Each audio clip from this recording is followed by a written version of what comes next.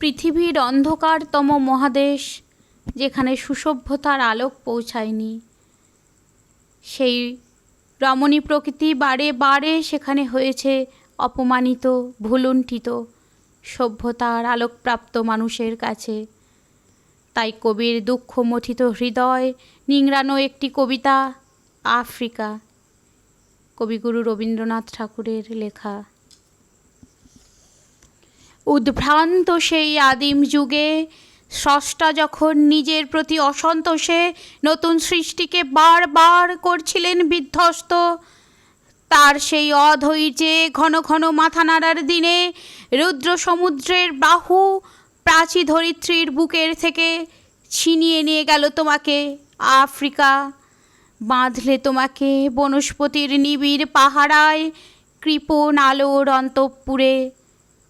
সেখানে নিভৃত অবকাশে তুমি সংগ্রহ করছিলে দুর্গমের রহস্য, চিনছিলে জলস্থল আকাশের দুর্বোধ সংকেত।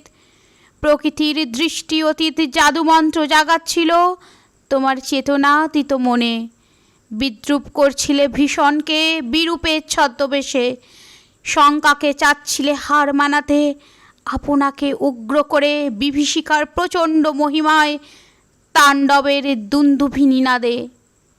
হায় ছায়া বৃতা, কালো ঘোমটার নিচে অপরিচিত ছিল তোমার মানবরূপ উপেক্ষার আবিল দৃষ্টিতে।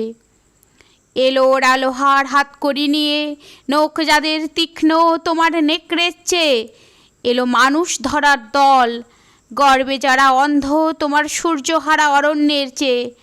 সভ্যের বর্বর লোভ নগ্ন করলো আপন নির্লজ্জ অমানুষতা, তোমার ভাষাহীন ক্রন্দনে বাষ্পাকুল অরণ্য পথে পঙ্কিল হলো ধূলি, তোমার রক্তে অশ্রুতে মিশে। দস্যু পায়ের কাটা মারা জুতোর তলায় বিভৎস কাদার পিণ্ড চিরচিহ্ন দিয়ে গেল তোমার অপমানিত ইতিহাসে। সমুদ্র পাড়ে সেই মুহূর্তেই তাদের পাড়ায় পাড়ায় মন্দিরে বাজছিল পুজোর ঘণ্টা। সকালে সন্ধ্যায় দয়াময় দেবতার নামে শিশুরা খেলছিল মায়ের কোলে, কবির সঙ্গীতে বেজে উঠছিল সুন্দরের আরাধনা।